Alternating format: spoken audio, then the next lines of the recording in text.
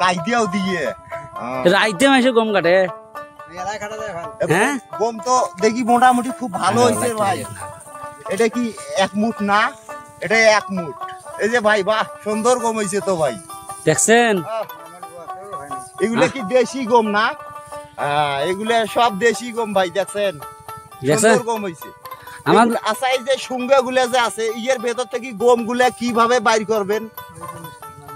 ও মেশিনও দিলে তাইলে গম গুলা বেড়ে যাবে নাকি? তাইলে তো ভালোই তো, এটা ভালোই তো বেড়ে।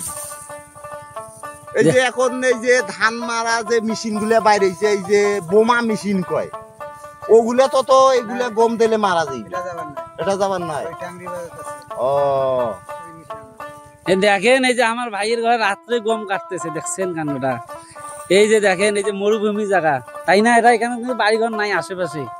দেখেন এই রাত্রে এরা গম কাটতেছে। দেখেন এটা কিন্তু তিস্তা চরের মাঝখানে, আমরা গুলা তিস্তা চরের মাঝখানে। এই ভাই আমার এখন আমাদের ভাইও হয় অথচ নিয়ে ভাই হয়।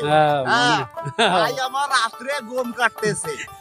ভাই কি ভাই ভয় তরাস লাগে না? পুরো ভয়। হ্যাঁ যদি শিয়াল টিয়াল থাকে এই যে গম বাড়ি কাইজা দিয়া কি শিয়াল পলাইবো আপনার? পাশে তো দেখতেছি ভাই চতুর পাশে ভুট্টা, তারপরে বাদাম, তারপরে গম, তারপরে মনে করেন শামুক, এগুলো তো মেলা খেতে করছে তো ভাই।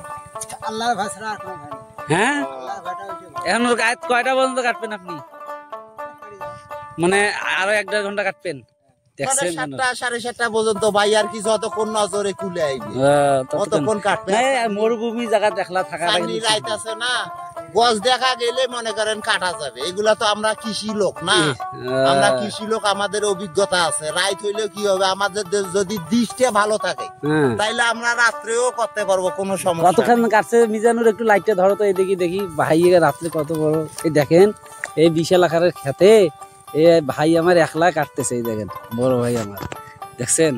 ভাই রে একটা সিগারেট দেন ধারাক।